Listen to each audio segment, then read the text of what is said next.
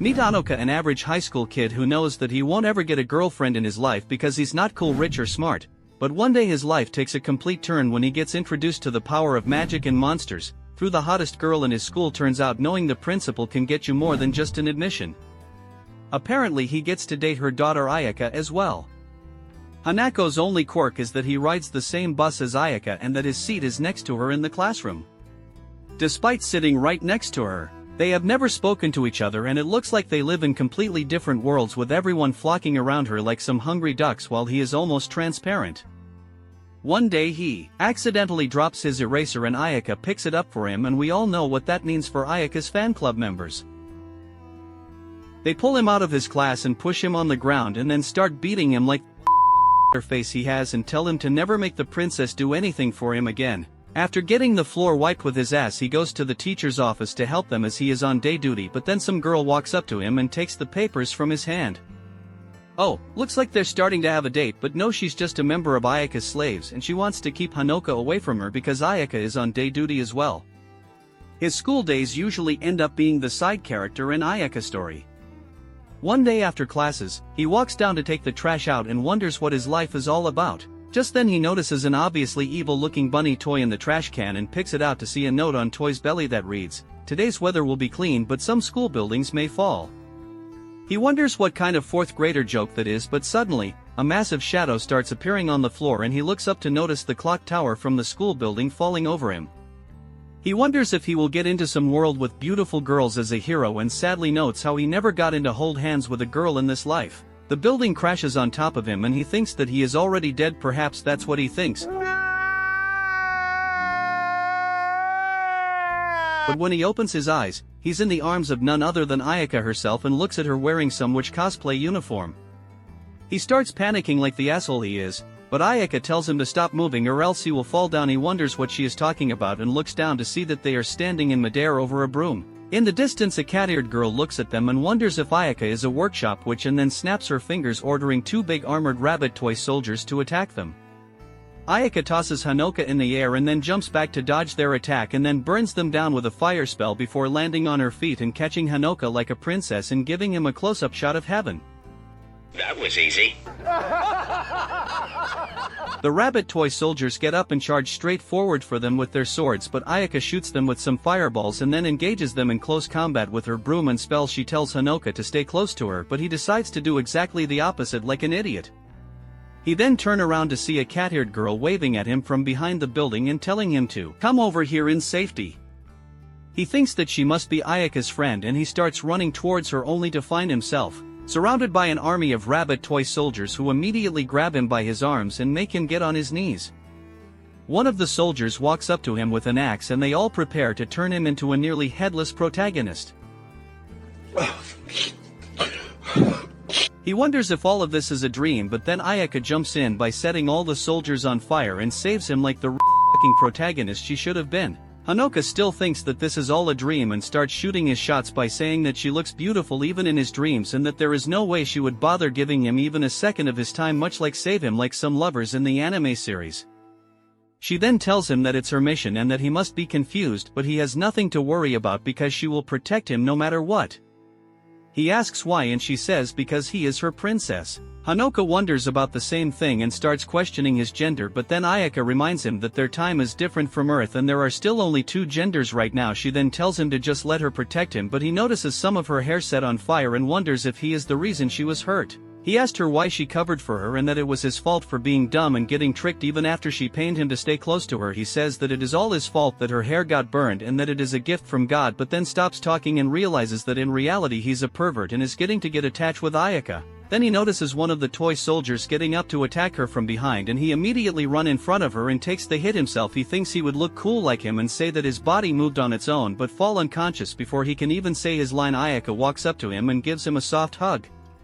Looking at him getting hurt, Ayaka becomes mad and says that she should have turned them all to ashes in the first place, and then stands up to use her ultimate spell Million Clover and completely annihilates all the enemies with a massive burst of fire element. Later that afternoon, Honoka opens his eyes in Ayaka's private room in the school and she tells him that it was all not a dream and that she will explain everything some other day, but for now they should go home.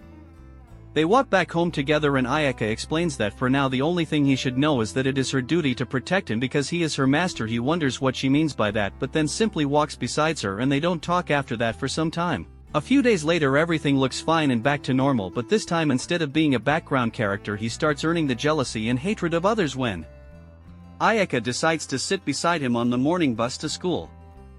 After that they both walk together to their class and Honoka feels like he will be killed if he stays beside her for a second longer. He pretends to have stomach issues and runs outside but then gets caught by the bully Ayaka squad members. They grab him by his collar and tell him to know his place and decide to beat him up, but then Ayaka walks up to them and tells them to let him go. She makes a bow out of his tie and then tells everyone that she will burn anyone who tries to hurt him again. Later that afternoon during lunchtime she sits down with Honoka and some girls from her fan club.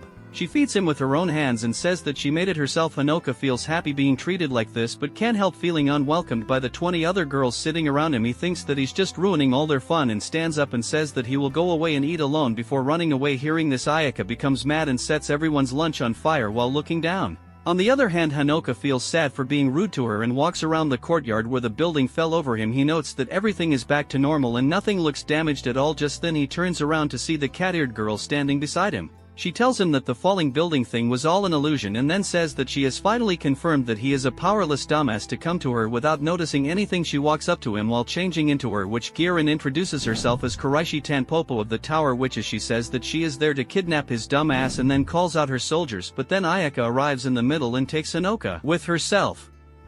Kuraishi says that she was waiting for her to come, and then orders her army of toy soldiers to attack them. This time it's more than a few normal toy soldiers, and they all run towards her with spears and swords from all sides. After the clash Honoka opens his eyes while on the ground, and notices Ayaka covering him with more holes in her than he can count. Ayaka asks him if he is fine and he wonders how this girl is even alive. He feels sad for being so weak and says that he will believe in her, but for now, he needs to call on ambulance. Ayaka says that if he wants to make it up to her, he should promise to not run away during their lunch tomorrow. He says yes and then says that she's bleeding so much, but she tells him that she's made of fire and all fine. She then tells him to just close his eyes and stay put, and then uses her magic and sends all the soldiers back flying. She burns all the soldiers into ashes and then walks up to Kuraishi while holding Honoka in her arms. Like a princess she tells her that she's going to roast her furry ass now and blasts her with a strong fire spell, but Kuraishi calls her soldiers and manages to barely escape from the scene with her ass caught on fire. After that Ayaka tells Honoka to open his eyes, and to his surprise, everything is back to normal, all clean and clear without any damage. With that they both walk back home and call it a day. The following morning, 5 new students transfer into their school, and what a surprise, it's none other than Kuraishi Tanpopo and her fellow Tower Witches. Kazan shows Ayaka for breaking stuff at the mall, and that says what good is a workshop witch who destroys others' property, and then tells Honoka that it is a custom at the workshop for witches to introduce their apprentices to their master on their first day. And that's why she told Ayaka to bring Honoka inside the office. The next day, Ayaka takes Honoka out for some training, and on their way they are ambushed by Tanpopo and her Team Rocket. Kana asks if it's a good idea to attack Ayaka because she's practically invincible, and Tanpopo's are witches, and that's why they were able to notice him even though he's wearing the robe. Turns out the girl who was getting robbed is Honoka's younger sister, Kazue's friend from the same school, and she's not a witch, so she didn't see any of the magic happen. Meanwhile in the city of Rothenburg, we see Medusa is sealed under the tightest security the city can provide. Just then the elevator's door melts down and Ayaka falls on the floor. She tells Honoka to take his broom out and run because he still doesn't know how to fight and could get hurt by Medusa's power. However, Medusa has other plans for them, and she uses her curse to turn Ayaka into stone as well. Honoka tells her to let Ayaka go and he will do as she says, but she says that she can't do that because she's not dumb like him. Honoka remembers that he still has that atomic candy in his pocket because he brought it with him when they decided to live together. He takes it out and swallows a whole, releasing the seal and the white stuff inside him. Then suddenly, a white-haired beautiful elf appears in the room and introduces herself as the White Princess Evermillion. Medusa charges forward straight at her, but Evermillion blasts her out of the building, alongside the building itself, and shows a fraction of her strength in that attack. Meanwhile Kazani looks out the window to relax after taxing day at work and makes it just in time to witness her multi-million-dollar empire get blasted into like a cannonball. She thinks that it must be the doing of Medusa and calls her assistant to gather every single witch in the town to hunt the snake down. On the other hand, Evermillion tells Honoka that Ayaka turned into stone because he lacked belief in her strength, and to free her from this curse he must reignite the trust and feelings he has for her. In simple words, he needs to kiss her like Snow White to wake her up from her sleep slumber. After that she vanishes away and tells him to try to stay safe enough that he doesn't need to call her out often. Just then Medusa flies back up, and this time she brings her students, the Team Tanpopo rocket. Then Honoka kisses Ayaka and undoes her stone seal and then sticks with her like a cockroach during the fight that follows. Ayaka blasts Team Rocket away with a single attack and then engages with Medusa in a one-on-one fight. They keep fighting on equal terms and Medusa tries to turn her to stone again, but Ayaka simply breaks through it with the power of firepower, love and plot armor. During their fight Honoka starts feeling really tired and he falls asleep while hugging Ayaka during their fight midair. Later that night, he wakes up in the school's nurse's office and sees Ayaka sitting beside him. He asks her if she is okay and if all that was a nightmare. She says that it was all true and moves the curtains behind her aside to reveal Medusa and her students resting on the bed beside theirs. Honoka starts freaking out, but Ayaka tells him that she will explain later, but they won't be attacking them anymore. After that she puts the curtains back on and kisses Honoka and says that she is returning the favor. Later on they decide to go back to his house because hers got blown up quite literally. Kasumi goes out for the night and all goody witches to answer Kazani's summon, while Ayaka and Honoka meet up with his mom back home. The next morning Kasumi comes back home after looking for Medusa all night long and failing the mission. She decides to pay Honoka a visit in his room and ends up walking in on Ayaka sitting on top of him and checking his seal out. She becomes mad at knowing that her mom let Ayaka stay with him and she starts talking back to her rudely on the breakfast table. Kamachi can't take it, becomes depressed and can't move. Honoka scolds her for being a bad daughter and makes her apologize to her, but it's already too late and Kamachi just rolls up in her bed and doesn't talk to anyone. Honoka calls her workplace and tells them that she is sick and won't be coming and then leaves for his school before everyone else. Back at school, the student council and Ayaka's simping club are having a meeting. The president is going nuts over the fact that it has been 2 weeks since Honoka started being too close with the princess and no one is doing anything about it. She turns to the vice president, but she also refuses to move and tells her to calm down because Ayaka said it herself that she won't tolerate anyone hurting Honoka. Hearing this, the president turns toward their advisor and science teacher, Kayakiro-sensei, and tells him that she knows he's the advisor only because he was too much handsome to say no and that she has had enough of his lack of usability. If he doesn't do anything about Honoka, she and the student council will have him expelled. Later that morning, Kayakiro walks up to Ayaka and her pet and tells them that he has something to discuss with them and makes them follow him to the science laboratory. He confronts them straight up about the issue and tells them that he is the student council's advisor. Honoka is causing problems for him and says that since he transferred here in his second year of high school, he probably doesn't know what Ayaka was like in the first year. He then explains that it is a custom of the school that on each fall culture festival all students take a vote to select the most outstanding student, who will be their role model in the face of Tougetsu High School. Candidates are chosen based on their looks, grades, athletics, charisma, dummy mommy factor and various other criteria. And the winner is called the prince or the princess.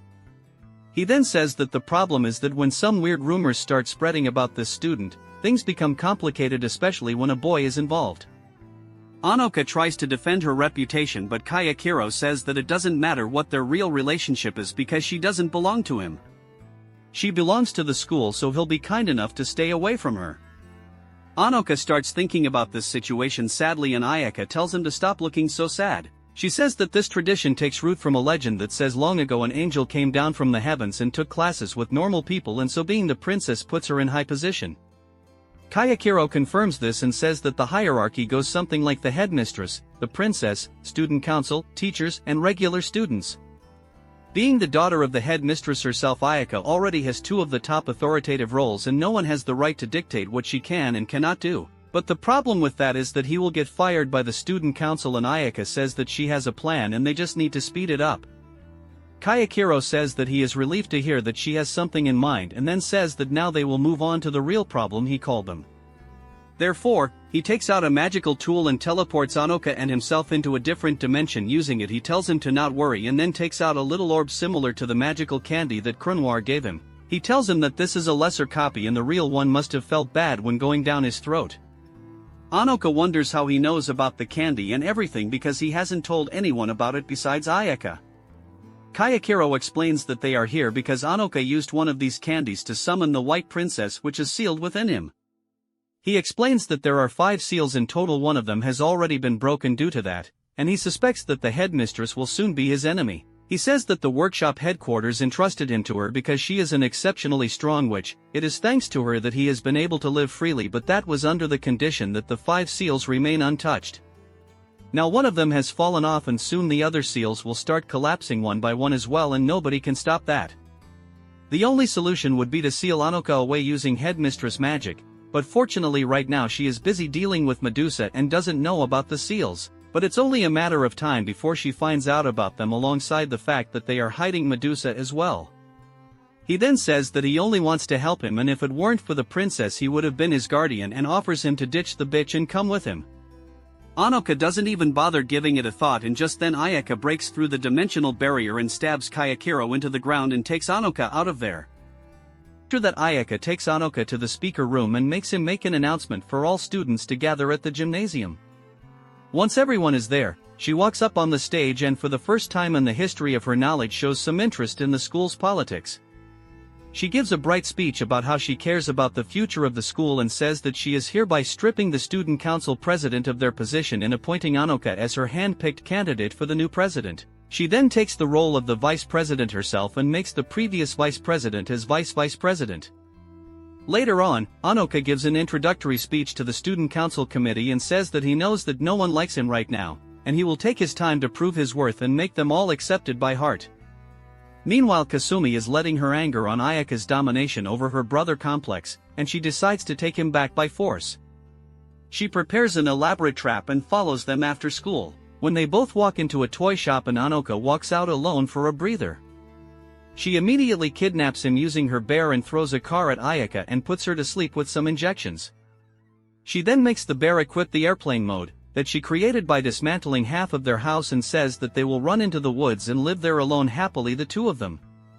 She says that she heard everything that the teacher told him and soon the headmistress will be his enemy and her daughter will be as well. Just then they notice a massive shadow forming over them and look up to notice a freaking dragon flying over them, ridden by none other than the Flame Princess herself.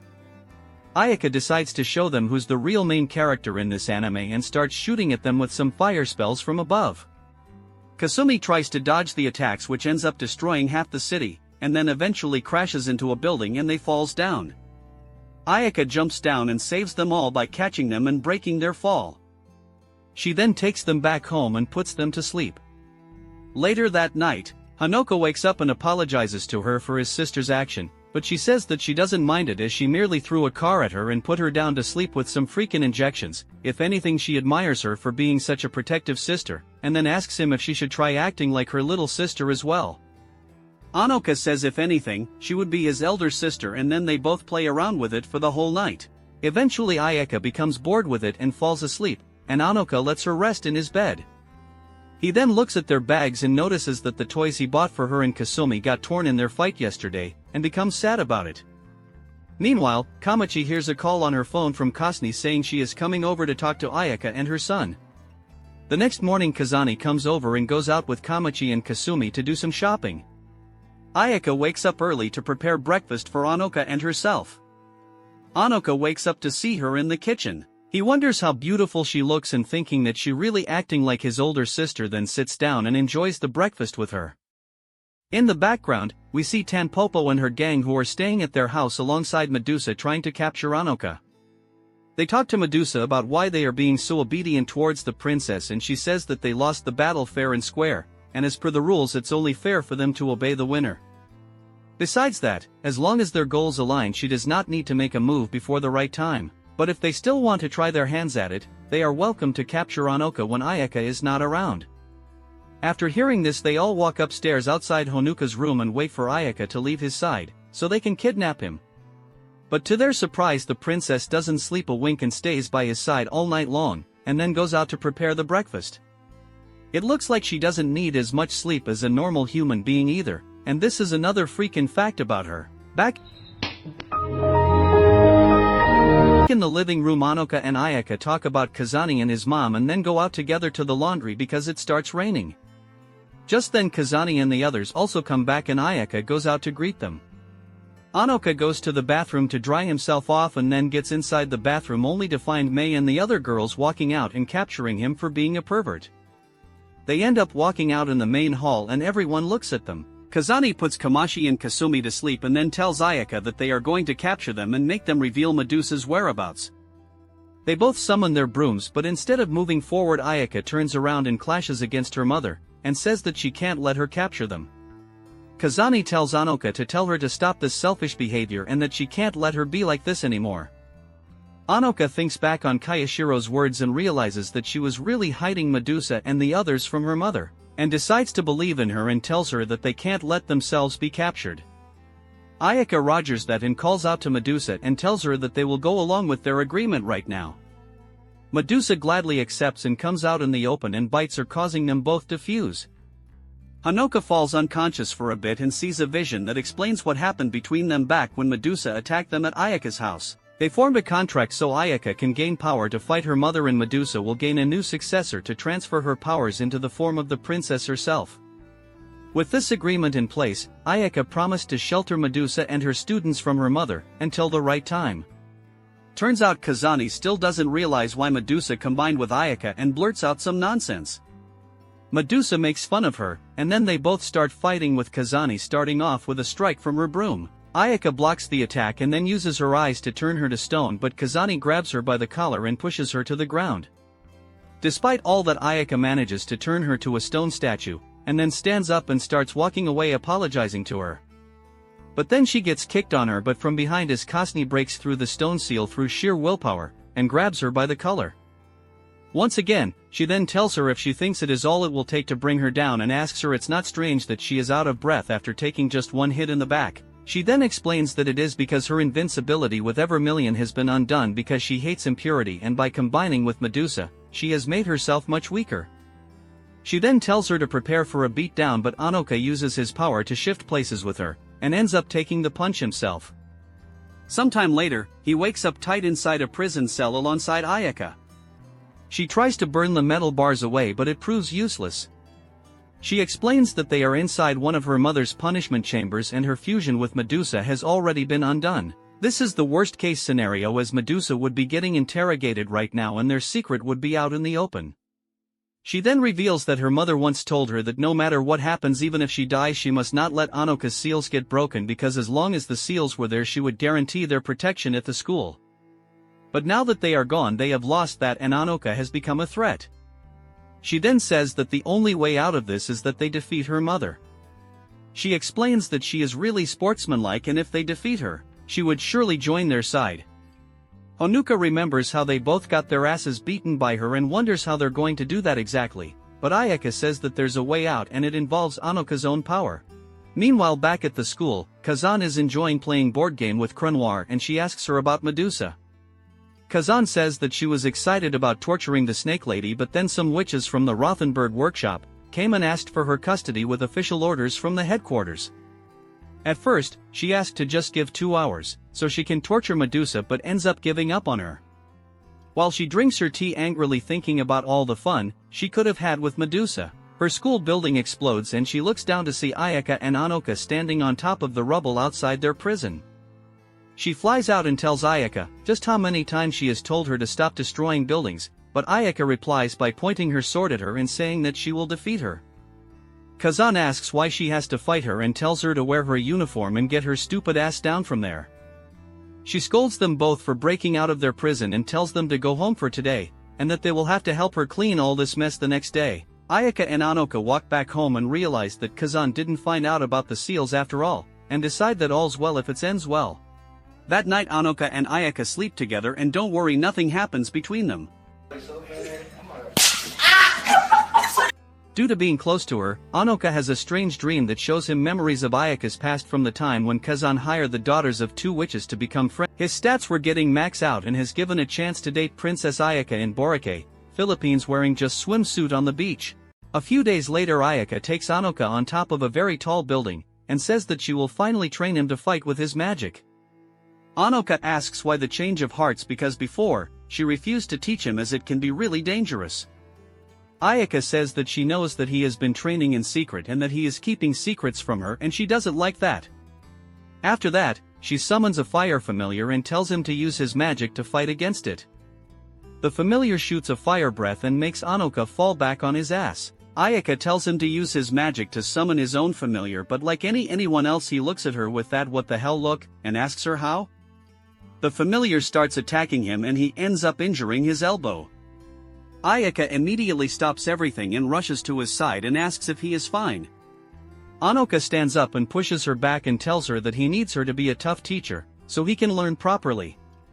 Ayaka looks at his stupid ass for a second and then picks him up before throwing him off the building. She tells him to summon a familiar that can fly or rest in peace, and Honoka realizes that he just dug his own grave. On his way down he gets attacked by the fire familiar and Ayaka also follows her broom. Honoka keeps thinking about what's most important to him that he can summon, and just before crashing down, he remembers their vacation with Ayaka wearing swimsuit and the nurse costume with a Coca-Cola body. What? Bro, what are you talking about, man? Ends up summoning a giant avatar in the form of Ayaka and her nursing outfit, proving his status as a true man of culture. The avatar punches the building in front of them and exposes Kayachiro-sensei having some tea with Crenoir. She tells him that this was a powerful magic and he couldn't have used it without breaking the second seal, and then asks him where Kazani was as she went somewhere leaving her in charge, and it's so boring without her.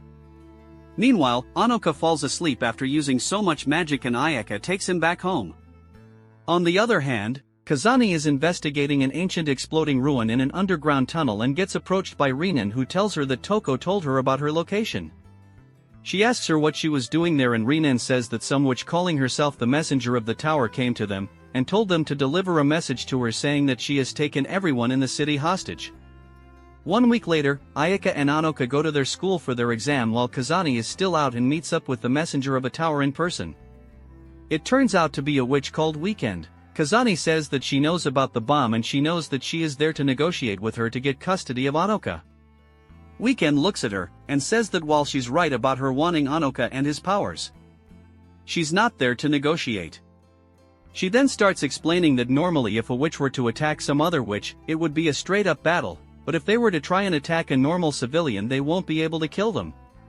This is because of the large-scale protective barrier that Kazani has cast over everyone in the town. Every time someone is hurt, some of Kazani's magic is used up and they are protected from harm. Normally it would be impossible for a human to perform such a feat, but due to her enormous mana pool and high replenishing rate, she's able to cast and maintain this barrier of the town forever. After that she says what will happen if everyone in the town were to blow up at the same time, and she's sure that protecting so many people at once will certainly deplete even her mana pool, and once she's out of the game, she can take her sweet time to capture Honoka. With that, she sets off the many ancient ruined bombs she has placed all over the city at once. And just like she said, the whole city turns into ruins, but no one is harmed except for Kazani, who's out for the count with all her mana used up. She reveals that she was behind enticing Medusa and Crenoir as well, and her plan was to get Kazani to get out of the picture all alone.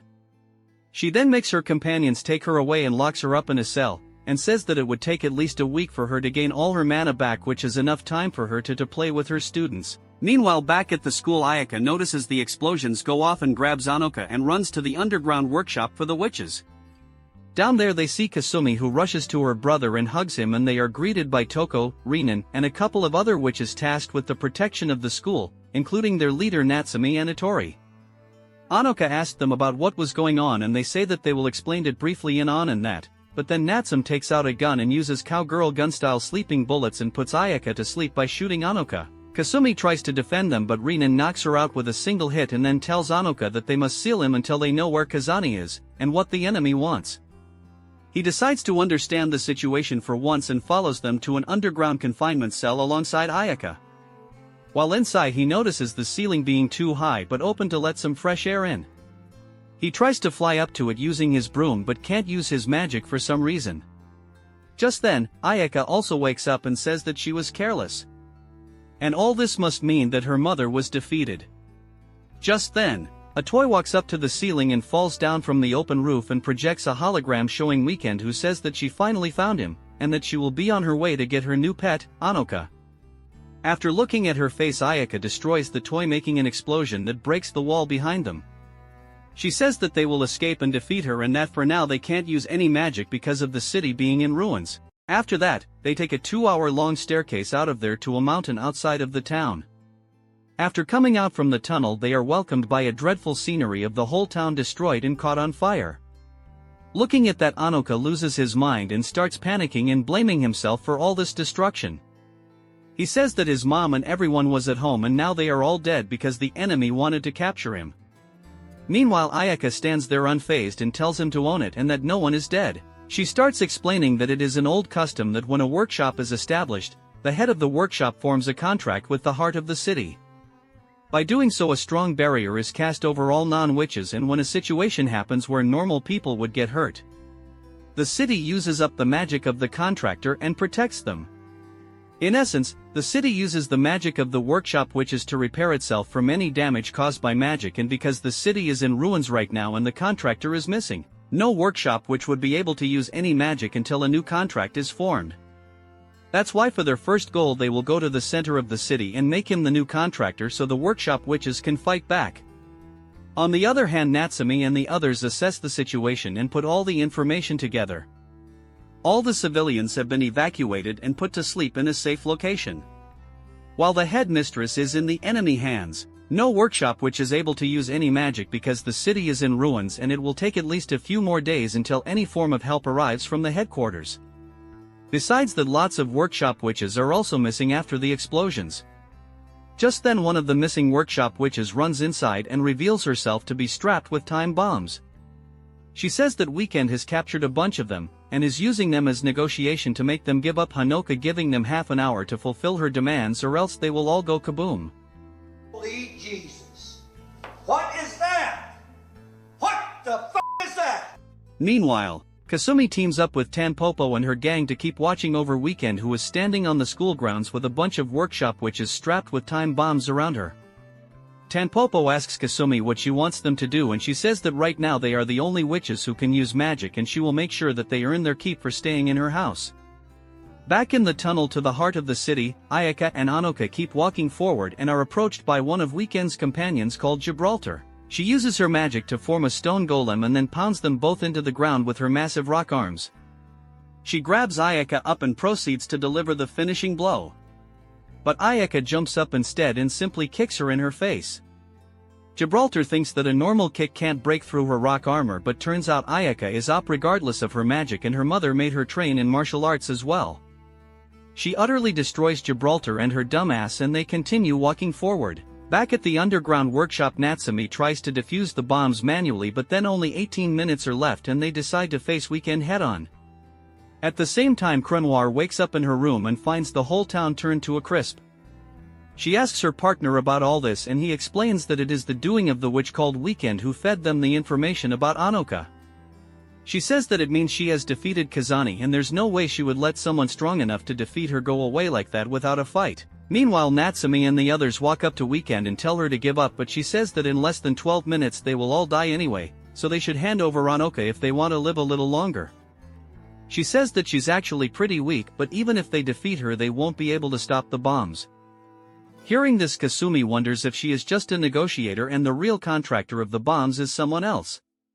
With that idea, she rushes down inside the building to find her partner who would be controlling the bombs. On the other hand, Honoka walks up to the heart of the city and follows Ayaka's instructions to form a contract with the city. Only a few minutes are left before the bombs explode in Renan and the others start running towards Weekend with their fists, and just then they feel their magic return as Honoka successfully forms a contract and they immediately dismantle all the bombs and put Weekend on the ground. After that they capture her and take her to a magic ceiling cell, but she uses physical hand grenades while inside her seal and breaks through it, knocking them all out from the explosion. She protects herself with an iron armor that she is wearing underneath her clothes, and then she meets up with her companion and sets off the remaining bombs and puts down a lot of workshop witches. She then calls out to Honoka to come save them if he can. Thanks to his contract, he can hear her voice and look at everyone getting hurt, and he decides to use his powers to fight her, but Ayaka knocks him down with a headbutt and says that she will take care of it herself. On the other hand, Kasumi and the others find Weekend's companion and start fighting them, while Crenoir captures Gibraltar and makes her spit out Weekend's plan and whereabouts by torturing her using hair clippers. After knocking Honoka out, Ayaka takes him to the school's nurse's office and lets him rest on a bed. Honoka has a dream about some past memories from his and Ayaka's mother's past, but just before he can find out anything of importance, Kayakiro-sensei arrives in his dream and pulls him out of it to his other dimension like before. He tells him that this is a special realm where the memories of everyone in the town lies.